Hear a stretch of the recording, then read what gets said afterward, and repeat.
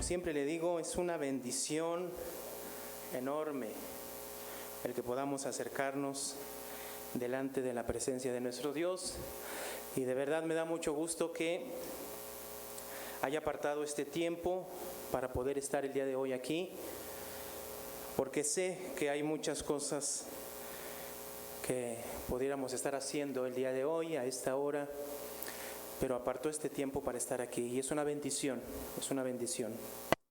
Y hoy quiero desafiar un poquito sus vidas, más bien Dios quiere desafiar nuestras vidas cristianas el día de hoy, a través del Sermón del Monte.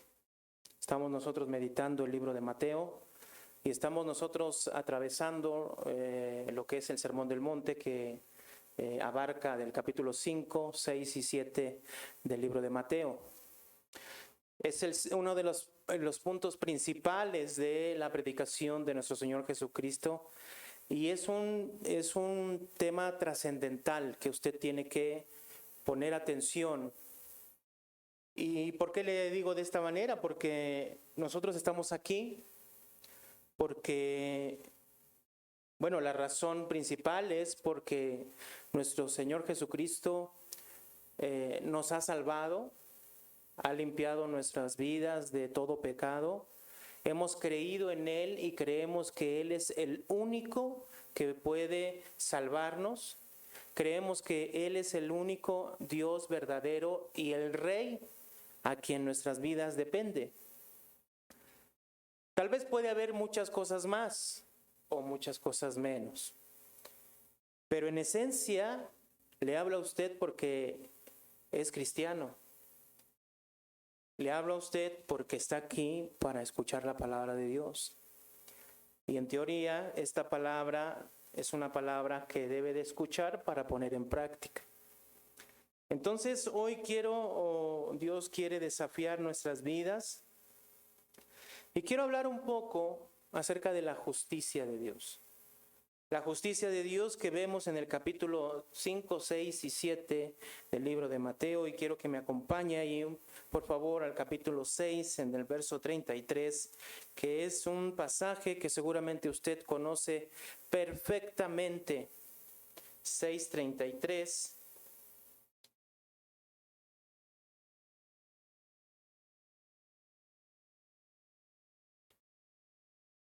Dice el capítulo 6, verso 33,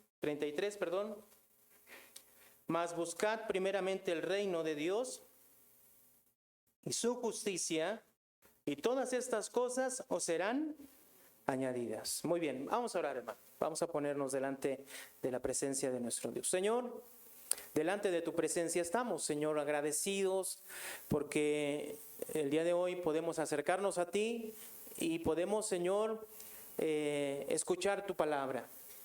Para eso estamos aquí. Queremos honrarte y bendecirte, darte alabanzas con nuestras bocas, Señor, con nuestras palabras, pero ha llegado el momento de escucharte y es un momento importante. Y así lo queremos ver, Señor. Es un momento en el que queremos abrir nuestro corazón, queremos abrir, Señor, nuestros oídos, Señor, a tu palabra. Danos entendimiento para poder comprenderla y poder vivir, Señor, Padre, conforme a tu palabra el día de hoy. Señor, no queremos que sea simplemente un momento más en el que podamos estar atentos a algo, ni sentados esperando, Señor, que termine el servicio, sino que verdaderamente sea un tiempo donde haya fruto, donde tu palabra, Señor, transforme y cambie nuestras vidas. Te lo pedimos en el nombre de Cristo Jesús. Amén y amén.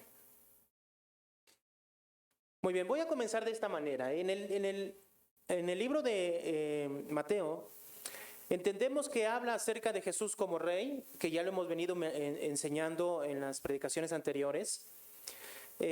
Mateo quiere presentar a Jesús como rey del reino de los cielos, el cual ese reino se ha acercado. Ahora, las otras dos predicaciones que hablamos acerca de Mateo, si usted ha escuchado esas predicaciones o ha estado presente, hemos concluido que ese reino de los cielos se ha acercado. ¿En qué sentido? En el sentido del gobierno y de la soberanía de Jesús sobre este mundo. O sea, en otras palabras, Jesús cuando vino a este mundo, lo que comenzó a hacer es a librar a las personas del poder que Satanás tenía sobre ellas. Entendemos entonces que lo que está haciendo Jesús y lo que él mismo dice es que si él está echando fuera los demonios es por la obra del Espíritu Santo y el reino de los cielos se ha acercado a nosotros. Entonces, cuando encontramos esa expresión, concluíamos que se refiere a que el gobierno y la soberanía del reino de los cielos había venido a este mundo. O sea, en otras palabras, nuestro Señor Jesucristo es quien ahora es Rey y Señor de nuestras vidas. Amén, hermanos. Nosotros ahora formamos parte de ese reino de los cielos. Dijimos que no tan solo es que viniera ese gobierno sobre nosotros, sino cuando meditamos el libro de Filipenses, ahí claramente en el capítulo 3 menciona acerca de que ahora somos ciudadanos del reino de los cielos. Por lo tanto, la Escritura misma nos habla de que nosotros formamos parte ya de ese reino de los cielos. Ahora, ¿cuál es la forma de ser parte? Obviamente creyendo en ese Rey que ha venido. Y en un segundo punto es sometiéndonos a la voluntad de ese Rey. Antes gobernaba en nuestras vidas Satanás. Quisiéramos o no quisiéramos, estuviéramos de acuerdo o no, no se pidió permiso en absoluto y la Biblia nos enseña quien dominaba la vida de las personas en el mundo y nos dominaba a nosotros antes de llegar a Cristo era Satanás. Ahora que ha venido Cristo y nos ha librado del poder de Satanás y del pecado, ahora nosotros vivimos en ese reino donde Jesús es Rey. ¿Se acuerdan de Colosenses capítulo 1, verso 13? ¿Sí? Dice, porque Él nos ha librado de la potestad de las tinieblas y trasladado al reino de su amado Hijo. Entonces ahora estamos en el reino de Jesús. Estamos en el reino de Jesús, el Rey de ese reino. Y como Rey, ese Rey ejerce su voluntad sobre su pueblo. Ahora, es cierto, no es de una forma obligatoria y autoritaria. Es más, usted puede decir, yo no quiero seguir a Jesús, si usted quiere. Pero el Espíritu Santo trabaja en nosotros para que nosotros podamos ir y buscar la voluntad de Dios. Por lo tanto, cuando nosotros vemos esta expresión que vimos en el capítulo 6, verso 33, que es uno de los versículos, por no decirlo, trascendentales e importantes, o que más se conocen de la Biblia en el ambiente cristiano, que dice, mas buscad primeramente el reino de Dios y su justicia, y todas estas cosas os serán añadidas. Y entonces, hoy quisiera explicar a qué se refiere el reino de Dios y su justicia, basado en el mismo Sermón del Monte. Si nosotros vamos al capítulo 6, hermanos, ahí en el capítulo 6, en el verso 5, encontramos, vamos a encontrar tres oraciones, tres tipos de oraciones en el capítulo 6 de Mateo. Tres oraciones. Una, por un lado, hecha por los religiosos de ese tiempo. Dos, por los gentiles. Y tres, por aquellas personas que son parte del reino de los cielos. Tres oraciones. De acuerdo a sus oraciones, nos vamos a dar cuenta acerca de dónde está su motivación, hacia dónde va dirigida esa oración, a quién va dirigida esa oración y por ende su forma de vida. Créame que cuando usted, viéndolo así, viendo de qué manera estas personas oraban y qué es lo que buscaban, entendemos cómo era su estilo de vida. Pero la tercera oración que vamos a ver es una oración que es hecha o es enseñada por Jesús para aquellos que han entrado en el reino de los cielos. Estas dos primeras oraciones que son del grupo religioso de ese entonces y de los gentiles, va a contrastar de tal manera con la oración de Jesús que nos enseña a nosotros que es como el día y la oscuridad. Y a través de esas oraciones vamos a ver de qué manera vivían y su motivación. Antes de comenzar, quiero decirle que Dios y Jesús conoce la intención completa del por qué hoy usted está aquí. O sea, para Jesús es tan claro ver qué lo motivó a venir hoy aquí y qué lo motiva a hacer algo para Él, ¿sí? Que Él no puede ser engañado por nosotros. ¿Por qué se lo digo? Aquí en el capítulo 6, verso 5, hay una recomendación. Miren lo que dice. Y cuando ores, no seas como los hipócritas. Aquí habla de los hipócritas. Ahorita vamos a descubrir quiénes son. Porque ellos aman el orar en pie en las sinagogas y en las esquinas de las calles para ser visto de los hombres.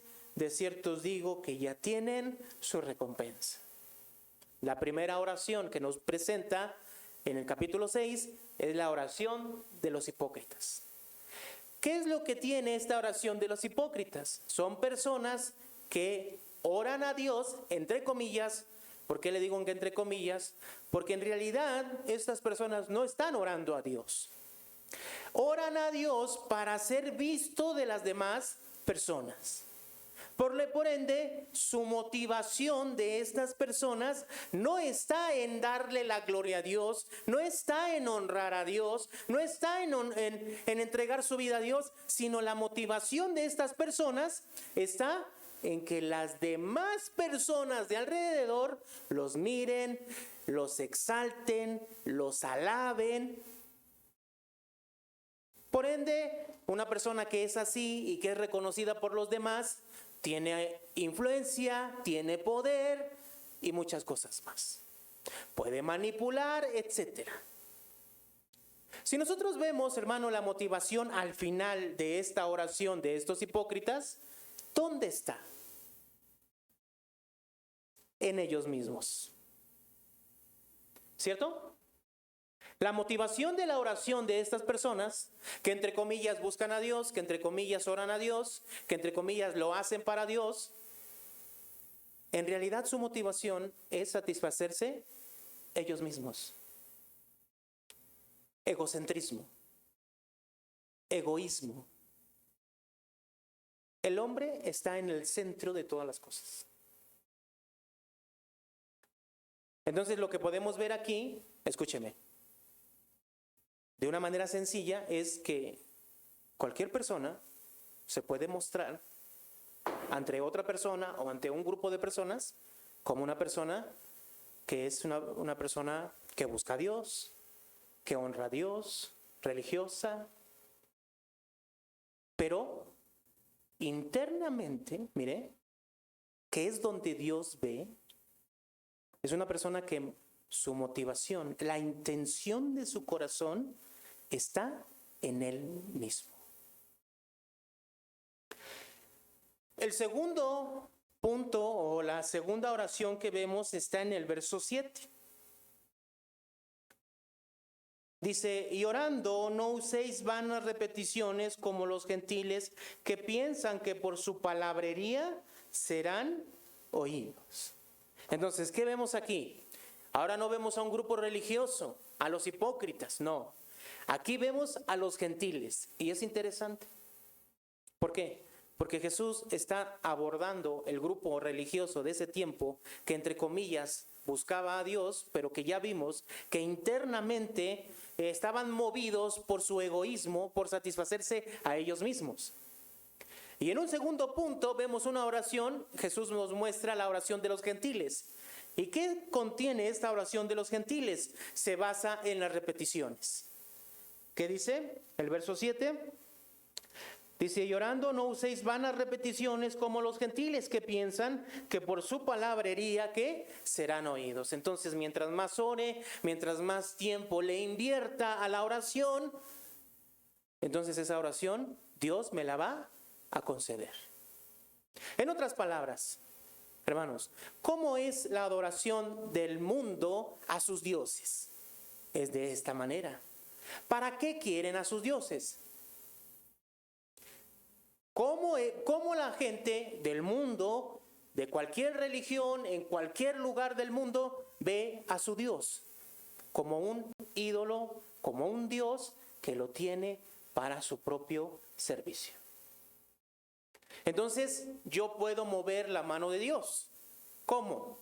Bueno, si me voy de rodillas de aquí hasta donde está su templo, entonces ese Dios me va a escuchar y va a responder. Entonces, el mover de Dios está basado ¿en quién? No en Dios, sino ¿en quién? En la persona misma. Ahora hay algo más. Aquí mismo Jesús nos expresa cuál es la búsqueda de estos gentiles, por qué se acercan a Dios. Si nosotros vamos aquí al capítulo 6, en el verso 32,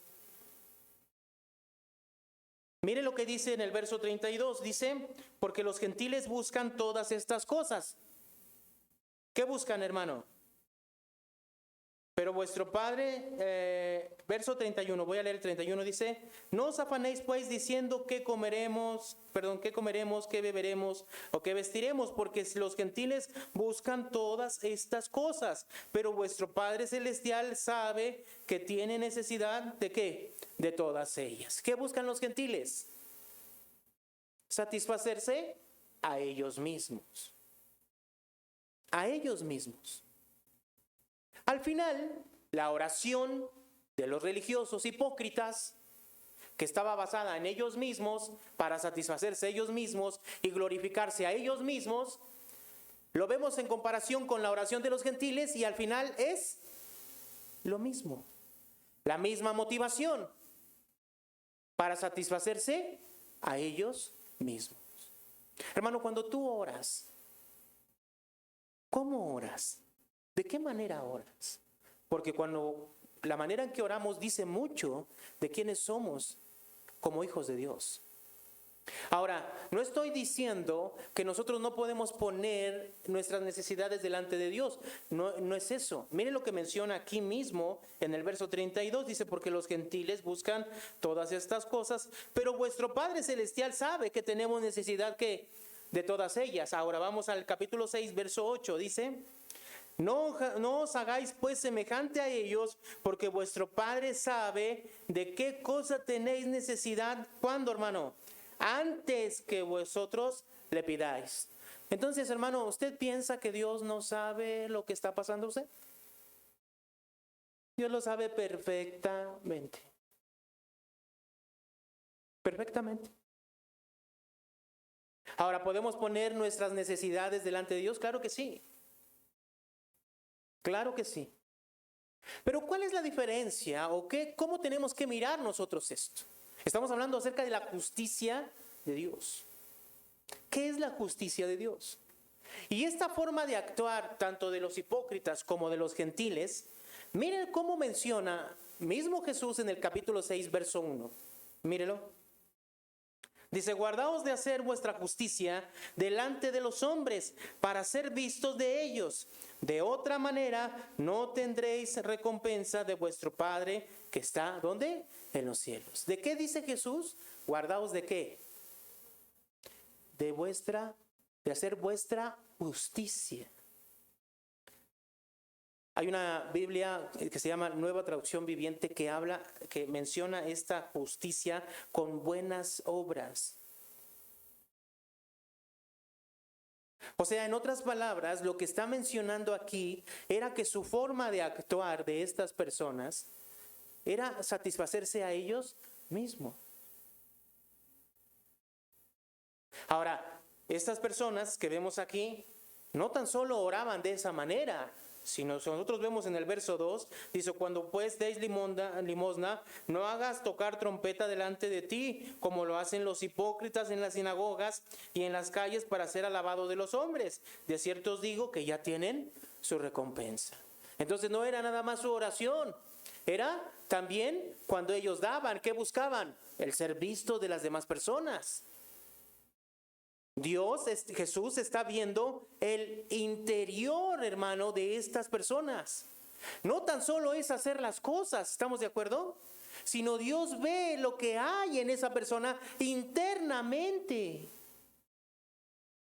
Ahora, no tan solo son sus limosnas y sus oraciones. Si nosotros vamos al capítulo 6, verso 16, dice, cuando ayunes, no seáis austero, como los hipócritas, porque ellos demudan sus rostros para mostrar a los hombres que ayunan. De cierto os digo que ya tienen su recompensa. Hermanos, no se trata de hacer solamente las cosas externamente. Podemos hacer muchísimas cosas, pero eso no quiere decir que estemos agradando a Dios en lo absoluto. Puede estar aquí usted, yo puedo predicar, pero eso no tiene nada que ver con darle la gloria y la honra a Dios. Porque lo puede hacer con una motivación que ustedes no pueden ver, pero que Dios sí. Entonces, esa actitud, hermano, que refleja internamente y se expresa externamente, es la que Dios está viendo. Jesús está rechazando esa actitud solamente externa de apariencia. ¿Por qué? ¿Quiénes son estas personas? Estas personas aparecen en el capítulo 5, verso 20. ¿De qué habla Jesús? Dice en el capítulo 5, verso 20. Porque os digo que si vuestra justicia no fuere mayor que la de los quienes, hermano, escribas y fariseos, no entraréis en el reino de los cielos. ¿Sí se entiende por qué? Jesús le está diciendo a sus discípulos, aquellas personas que han entrado en el reino de Dios, si tu justicia, si la forma en que te comportas interna y externamente no es mayor que la de los escribas y fariseos, no entrarás en el reino de los cielos. Ahora, yo quiero que entienda lo que Jesús está diciendo aquí a través de otro pasaje mismo en el libro de Mateo. Capítulo 23 de Mateo. En el capítulo 23 le habla directamente a estos dos grupos, escribas y fariseos.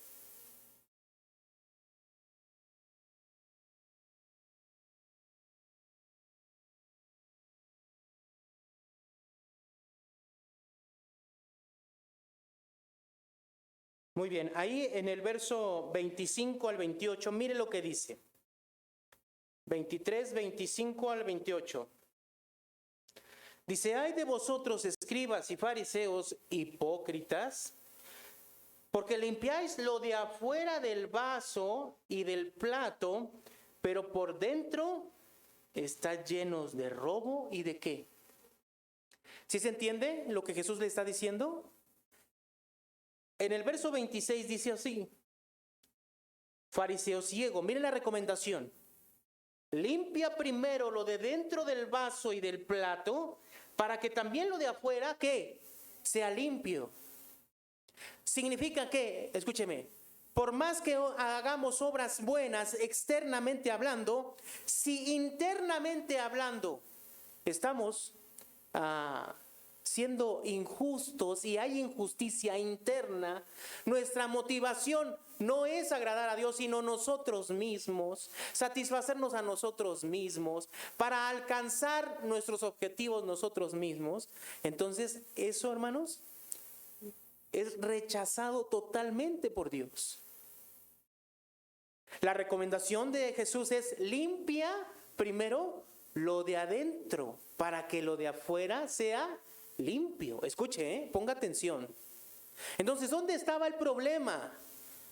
Si lo podemos ver en el 27, nos da una luz todavía más grande. Miren lo que dice el 27. Ay de vosotros, escribas y fariseos hipócritas, porque sois semejantes a sepulcros blanqueados. ¿Qué es un sepulcro?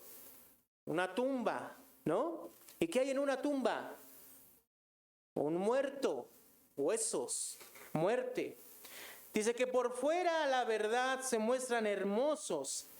¿A poco no ha visto cuando va al cementerio, que nadie quisiera ir al cementerio, pero no ha visto tumbas muy bien hechecitas, increíblemente terminadas? ¿Sí? Ya quisiéramos tener ese terminado en nuestras casas, ¿no? Pero al final, por más hermosa que esté la tumba y ese lugar, ¿qué hay? Muerte. Y es lo que menciona aquí. Dice, a la verdad se muestran hermosos, mas por dentro están llenos de hueso de muertos y toda, ¿qué? Inmundicia. Entonces, escúcheme, nadie, por más que se comporte bien externamente, si esa persona internamente no ha cambiado, si esa persona internamente no ha sido renovada, por más que actúe bien, entre comillas, eso no es aceptado por Dios. Dice el verso 28. Así también vosotros por fuera, a la verdad, os mostráis justos a los hombres, pero por dentro estáis llenos de hipocresía y de iniquidad. ¿Sí entendemos? ¿Cuál era el problema? El problema no era lo externo, porque externamente a los ojos de las personas, estas personas eran buenas, íntegras, buscaban a Dios, buscaban agradar a Dios, lo hacían para Dios o por Dios. Todo lo hacían por eso, externamente. Pero el problema, fíjense, pongan atención, el problema es que es lo que hay internamente. Ese es el problema. Cuando venimos a Jesús, ¿qué es lo que ocurre, hermanos? La Biblia nos enseña, hermanos, en 2 Corintios capítulo 5, verso 17, que si alguno está en Cristo, ese es el detalle. Mientras nosotros no seamos justificados de nuestros pecados y naciéramos de nuevo, si nosotros no nacemos de nuevo, no somos una nueva creación por Dios, por más que nosotros hagamos cosas, eso es rechazado por Dios, porque al final nuestro interior lo va a hacer por motivaciones distintas. Ahora, vamos a poner el ejemplo ya no de los gentiles, ya no de estos hipócritas que están muertos por dentro, aunque hagan cosas buenas. Y vamos a poner el ejemplo de los bienaventurados, por ejemplo. A ver, vamos al capítulo 5 y busque el verso 2. Nosotros vimos las bienaventuranzas. Hermanos, las bienaventuranzas son expresiones que van como en escaloncillo, es el carácter que debe de tener el creyente, no es algo que nosotros podamos escoger, yo quiero la segunda bienaventuranza, no, yo quiero el de bienaventurados los misericordiosos, no, yo quiero bienaventurados los pobres de espíritu, no es una subasta, ni un mercado, no estamos seleccionando no, es un todo que representa el carácter que nosotros debemos de tener. Pero esto va en una secuencia. ¿Cómo? Lo voy a explicar de esta manera. La primera bienaventuranza, dice el verso 3, dice, bienaventurados los pobres en espíritu, porque de ellos es el reino de los cielos. Ok, el día miércoles, si usted no vio la predicación o no estuvo aquí, yo explicaba acerca de por qué somos bienaventurados. ¿Dónde está la dicha? ¿Dónde está la felicidad? ¿Dónde está la suprema bendición? Y está en que hemos recibido el reino de Dios. Ahí está la dicha y la felicidad. Ahora, ¿cómo vive esa persona que está en el reino de los cielos? Debería de vivir feliz y dichoso, sentirse totalmente satisfecho por lo que ha recibido, ¿no? Pero su forma de comportamiento en este mundo, ¿cómo sería? Dice aquí, bienaventurados los pobres en espíritu. ¿Y qué significa los pobres en espíritu? Pobres en espíritu significa esa persona que ha reconocido, se ve a sí mismo con una miseria total delante de Dios, que necesita ser rescatado por Dios. Está esclavo del pecado, esclavo de Satanás, necesita forzosamente ser librado. Que se da cuenta de la relación que hay entre Dios y él y está totalmente perdido. ¿Sí me explico, hermanos? Como cuando te aborda una persona que está mendigando allá afuera, ¿no? ¿Cómo lo ves? Totalmente en necesidad, ¿cierto? Esta persona reconoce cómo está delante de Dios. Ahora, reconociendo cómo está delante de Dios y su incapacidad para poderse acercar a Dios, hermano, lo que hace es llorar. ¿Por qué? Por su condición. Aunque nuestro lamento y nuestro lloro por nuestras situaciones que estamos viviendo, hermanos, sin duda son atendidas por Dios, porque ya leímos que nuestro Padre Celestial conoce esas cosas desde antes que nosotros se las pedamos. ¿Esto quiere decir que Él sabe de lo que tenemos necesidad o no? Sí. Este llanto de la segunda bienaventuranza, cuando dice bienaventurados los que lloran porque ellos recibirán consolación, no es un llanto por la situación que nos está pasando en el momento. Ahora, no es esto, pero tampoco estoy diciendo que Dios no vea nuestro llanto cuando estamos pasando alguna adversidad. Claro que la ve, Él la conoce y atiende esa necesidad. Pero este llanto que vemos aquí es por el pecado en el cual estamos nosotros inmersos. No podemos ser librados. Nosotros no podemos librarnos del pecado. ¿O sí? No. Tuvo que venir Jesús para librarnos de la potestad de Satanás. Hermano, si tú no te diste cuenta de cómo estabas, de qué condición estabas o estás, y no clamas a Dios para ser librado, tú no has nacido de nuevo. ¿No? Porque es necesario verse, porque es necesario ver la miseria en la que estábamos para poder clamar a Dios y decir, te necesito, ayúdame. Estoy en el fango total. ¿No fue así lo que le pasó al hijo pródigo? Estando totalmente en el fango de los cerdos, y de repente, ¿qué hizo? Volvió en sí, dice, ¿no? Se dio cuenta de qué. Mira cómo estoy. Me lo gané. Desperdicié todo. Pero voy a ir a mi Padre. Esa es pobreza de espíritu y ese es llorar. Le diré, no me merezco nada, Señor. Como uno de tus jornaleros, dame trabajo. Eso es, hermano. Y después de ese lloro, viene Jesús, consuela nuestras vidas, nos libra, nos da perdón. Pero después, ¿qué sigue? Es interesante lo que sigue aquí. Porque vemos dos bienaventuranzas que son muy interesantes. Todas son muy interesantes, pero para lo que estamos viendo hoy conviene mucho. La siguiente bienaventuranza es bienaventurados ¿quiénes?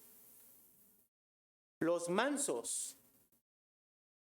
Ya dijimos que pobres en espíritu, reconocer cómo estamos, llorar, es pedirle al Señor que libre nuestras vidas, que nos perdone de la condición en la que estamos. Y ahora, ¿qué dice? Bienaventurados los mansos. Y mansedumbre o ser manso, usted lo tiene en su mente luego. Un caballo, ¿no? Va a la marquesa y pide el caballo más manso, ¿no? Más mansito. Y aquí está Simón, que un día nos subimos con unos caballos que según eran más, no, de verdad que lo recordamos por siempre. Busque el más mansito, hermano, busque el más mansito, porque si no es mansito de veras que le va a dar mucha lata y luego hasta un accidente puede pasar. Nos sentimos muy gallitos y nos dijimos, danos las riendas a nosotros, y ya casi de verdad nos vamos a un desfiladero. Terminamos abrazados de un árbol, hermano, terrible situación. Hubiera visto cómo nos veíamos ahí abrazados del árbol. No, terrible. Pero cuando vimos a un caballo mansito, es un caballo que se deja guiar, ¿o no? Si tú le dices, le jalas la rienda por un lado, ¿qué hace? Se va para allá. Si tú le jalas por el otro, se va para allá. Si tú le dices quieto, está quieto. Si tú le picas para que avance, avanza. O sea, es un caballo que está a la disposición tuya. Ese es el manso. Y es que es cierto. Porque como si venimos de reconocer nuestra miseria y clamamos a Dios para que Dios libre nuestra vida, ¿cómo vamos a llegar a Dios si vamos a ser personas viviendo nuestras vidas y haciendo lo que nos place? Es irónico. La Biblia nos está mostrando el carácter que debemos de tener. Es un carácter que se deja guiar, que busca la voluntad de Dios. ¿Sí me explicó? Y este buscar la voluntad de Dios no se queda ahí, sino que avanza a la segunda bienaventuranza. Y mire lo que dice: bienaventurados los que tienen ¿qué? Hambre y sed ¿de qué? De justicia. Y estamos hablando de la justicia. ¿Qué significa esto? Ya después que son personas que se dejan guiar, no se conforman con saber solamente esa guía, sino son personas que ahora buscan como una necesidad, porque hambre y sed, hermanos, ¿cuándo la tenemos? ¿Ah? Siempre. Y es una necesidad propia de nuestro cuerpo. Mire hasta dónde llega este punto. Una persona que es parte del reino de los cielos ya no vive para sí mismo. Ya no busca la satisfacción propia. No. Busca ser guiado por Dios y busca vivir bajo esa voluntad que ha descubierto. No hay otra forma. Hemos sido mal enseñados. Hemos vivido haciendo lo que nos place, pero eso no quiere decir que sea así.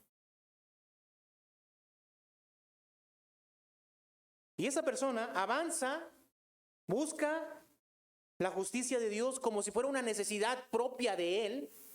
O sea, es vivir conforme a la voluntad de Dios. Esta justicia no es otra cosa que vivir buscando la justicia de Dios como una necesidad de nuestro propio cuerpo. Por eso esa persona, ¿qué puede hacer? Verso 7. Bienaventurados, ¿quiénes? Los misericordiosos.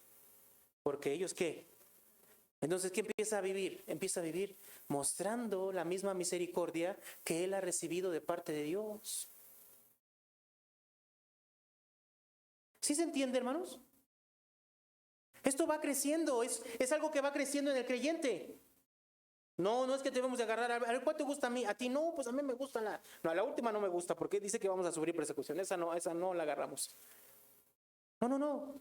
Es el carácter del creyente que va creciendo, que va madurando, que todos deberíamos de tener y buscar. Ahora, si nosotros vemos, hermanos, este hambre y sed de justicia, esto compagina totalmente con el centro del Sermón del Monte. ¿Saben dónde está el centro del Sermón del Monte? En el capítulo 6, verso 9 y 10. Esa persona que vive en el reino es una persona que busca vivir conforme a la voluntad de Dios. se deja guiar conforme a esa voluntad y vive, busca como si fuera una necesidad propia de su cuerpo, vivir bajo esa voluntad. Y miren lo que dice el capítulo 6, versos 9 y 10. Estamos hablando de la tercera oración. La tercera oración que Jesús le está enseñando a ¿quiénes? Aquellos que viven bajo el reino de Dios. Verso 9, vosotros pues oraréis así: Padre nuestro que estás en el cielo, santificado sea tu nombre. Leemos el 10 juntos, dice: venga tu reino, hágase tu voluntad como en el cielo, así también en la tierra. Lo que ha hecho Dios en nuestras vidas es una transformación donde nuestro ser interior ha sido transformado. Y lo que busca ese ser interior es ser guiado y vivir bajo esa voluntad de Dios que ha descubierto. ¿Y cuál es la oración que hace? Padre nuestro que estás en el cielo, santificado sea tu nombre, venga tu reino. ¿Eso qué significa? ¿Qué significa eso? Ya lo descubrimos. ¿Qué significa? Ese Rey Jesús, el Rey del reino de los cielos, venga con su autoridad. ¿A quién? A mi vida. ¿Eso qué significa? En otras palabras, sé Rey de mi vida. Gobierna mi vida soberanamente. Pero no nada más es decirle, venga tu reino. ¿Qué dice después? Hágase tu voluntad en el cielo. ¿Cómo? En otras palabras, esa voluntad se lleve a cabo totalmente en mi vida. Yo pueda vivir bajo esa voluntad. Y esa voluntad no es otra cosa que la justicia de Dios. Vivir, hermanos, buscando la voluntad de Dios y vivir satisfaciendo esa voluntad de Dios en nuestras vidas es exactamente lo que dice el capítulo 6, verso 33. ¿Qué dice, hermanos? Mas buscad primeramente el reino de Dios y su justicia, y todas las cosas os serán añadidas. O sea, ¿qué significa esto? Quiero explicar este verso. ¿Por qué? Porque este verso se interpreta muchas veces erróneamente. ¿Por qué? Porque hemos escuchado, bueno, la gente, fíjense, recordemos la oración de los hipócritas y la oración de los gentiles. Al final concluimos que la oración de estos dos grupos se centra en ellos mismos, ¿cierto? Está basada en ellos mismos. Y la oración de la persona que vive en el reino de los cielos, ¿está basada en ellos mismos? No. ¿Está basada en quién? En Dios. En buscar la voluntad de Dios y satisfacer la voluntad de Dios. Es abismalmente diferente, ¿sí me explicó? Esto lo puede hacer porque ha ocurrido una transformación en su vida. ¿Se acuerda lo que Jesús le dijo a los fariseos? Limpia primero lo de dentro del vaso. Y entonces estas personas que entran en el reino, ¿qué ha sucedido? Exactamente, Jesús ha limpiado sus vidas. Y espero que eso sea en nuestras vidas, hermano. Nosotros somos esto. Por lo tanto, el centro de la vida del creyente, del bienaventurado, de la persona que está en el reino de Dios, ¿dónde está el centro? En buscar la voluntad de Dios y satisfacer esa voluntad. ¿Sí me explicó? En otras palabras, lo leemos en el 33, buscar primeramente el reino de Dios y su justicia, o sea, vivir conforme a esa voluntad, conforme a ese reino de Dios, vivir conforme a lo que Él nos está diciendo. Y entonces, ¿qué dice? Y todas las cosas que, si usted entiende de esta manera, este pasaje, o sea, yo voy a buscar el reino de Dios y a tratar de vivir bajo su voluntad, al final Dios me va a dar todo lo que necesito y más de lo que necesito y más que esa persona que está en el mundo. Si usted está pensando así, es erróneo. Si usted lo está haciendo para obtener las cosas añadidas que Dios sabe que tenemos necesidad, comer, vestir, beber, si usted está diciendo, bueno, es que Dios seguramente me va a dar cosas mejores que el mundo porque yo busco su reino, al final la intención suya, ¿hacia dónde está? En satisfacerse a usted mismo. Por lo tanto, esa no puede ser la interpretación correcta. ¿Cómo podríamos entender esto? Mire, Dios va a suplir nuestras necesidades y va a añadir conforme a nuestras necesidades con un propósito solamente. Con uno solamente. ¿Cuál? El que nosotros sigamos buscando su voluntad, el reino de los cielos y su justicia. Solo así podríamos entender este verso. No buscamos el reino de Dios para obtener beneficios terrenales. No buscamos el reino de Dios para que Dios nos bendiga de una manera en este mundo, o mejor que en las personas de este mundo, sino caeríamos en lo mismo en la oración de los gentiles y en la oración de los hipócritas.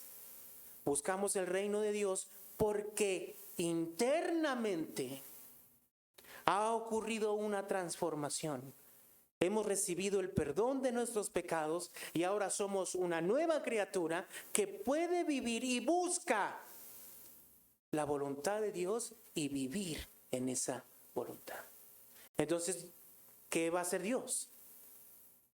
Va a añadir y suplir todas nuestras necesidades conforme a su voluntad para que nosotros sigamos buscando el reino de Dios y su justicia. Es lo mismo que vemos en el capítulo 6, verso 9, 10 y 11. Mire cómo es esto. Es lo mismo, Dice, vosotros pues oraréis así: Padre nuestro que estás en el cielo, santificado sea tu nombre. Venga tu reino, hágase tu voluntad como en el cielo, así también, ¿dónde? En la tierra. Ahora miren lo que dice el 11. El pan nuestro de cada día, dánoslo hoy. O sea, ¿qué significa? ¿Dios sabe que tenemos necesidad? Sí. ¿Dios sabe que tenemos que comer, beber y vestir? Sí. Y entonces este pan, dice aquí, el pan nuestro de cada día, dánoslo hoy. ¿Para qué lo va a suplir? ¿Para qué? Escuche, ¿para qué? Para que sigamos buscando la voluntad de Dios en nuestras vidas y sigamos viviendo bajo esa voluntad. ¿Qué es la justicia de Dios? Es vivir en esa voluntad, vivir buscando la voluntad de Dios y satisfaciendo esa justicia, esa voluntad en nuestras vidas. Esa es la justicia de Dios. No son obras externas, sino debe de nacer de dentro de nosotros hacia afuera. Porque nuestro ser interior ha sido renovado, porque nuestro ser interior ha dejado de estar muerto y ahora vive. ¿Sí me explico, hermanos? Somos nuevas personas. Solo para muestra un botón, para ir terminando. Capítulo 5.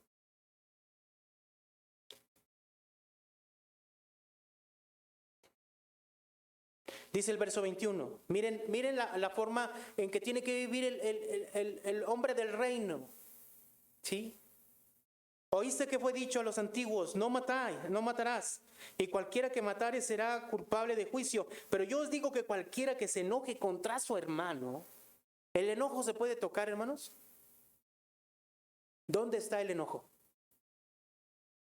Está internamente en nosotros. Ese es el punto. Es interno. Es algo que nosotros tenemos internamente. Por eso debe de primero empezar internamente. Y eso interno se debe de expresar externamente. ¿Sí me explicó? Ahora entre nosotros, entre comillas, nosotros nos podríamos ver buenos, íntegros, puros de Dios. Pero si a alguien no podemos darle apariencias, ¿es a quién? A Dios. ¿Se acuerdan lo que dice el libro de Hebreos en el capítulo 4, verso 12? Porque la palabra de Dios es eficaz y más cortante que una espada de dos filos, que penetra hasta partir, ¿qué parte, hermano? El alma y el espíritu. Y discierne, ¿qué? Los pensamientos y las intenciones del corazón. ¿No es lo que vemos aquí? Jesús, ¿qué está mirando? No está mirando lo externo. Nosotros estamos aquí y qué bueno, que de verdad me alegra en el Señor. Pero sí tenemos que revalorar por qué lo hacemos. ¿Qué nos motiva a venir? ¿Qué nos motiva a hacer las cosas? ¿Qué nos motiva a servir? ¿Qué nos motiva a hacer las cosas? Es porque nosotros buscamos y tenemos hambre y sed de esa justicia. Somos esas personas que han reconocido su miseria delante de Dios y han llorado por su pecado y le han dicho al Señor, perdóname, límpiame. Y ahora son personas que se dejan guiar, mansas delante de su voluntad y viven buscando satisfacer esa voluntad, esa justicia diaria en sus vidas. Tú eres esa persona que se da cuenta que matar no es solamente hacerlo físicamente, sino enojarse con el hermano. Dice el verso 27, 5:27, oíste que fue dicho, no cometerás adulterio, pero yo te digo que cualquiera que mira a una mujer para codiciarla, ya adulteró con ella en su corazón. ¿Dónde está la codicia, hermano? ¿Usted ha tocado la codicia? ¿Dónde está? Internamente. ¿Dónde Dios nos empieza a trabajar con nosotros? ¿Dónde? Internamente. Y eso interno va a salir externamente. Necesitamos ser transformados. Necesitamos ser cambiados internamente. Y le hablo a usted porque usted mejor que nadie conoce la motivación de su corazón. Dios y usted. Así que en esta hora, hermanos, vamos a rogarle al Señor que quite de nosotros el viejo hombre. Si no he entendido que lo primero que tengo que hacer en mi vida, y lo primero y el centro de mi vida es buscar la voluntad de Dios en todo lo que haga, no he entendido y mi vida todavía sigue siendo presa y esclava del pecado. Es una realidad, hermanos. Si mi vida no es una vida que se deja guiar y busca la voluntad de Dios todos los días y está centrada en tus cosas, en la actividad de lo que tengas que hacer en tu vida y el que gobierna tu vida eres tú, no nos debemos engañar, no nos tenemos por qué engañar. Al contrario, debemos de preocuparnos, porque entonces lo que estamos haciendo es fingir y fingir es hipocresía. Y una persona hipócrita vive como estas personas, externamente aparentando algo, pero internamente están muertos.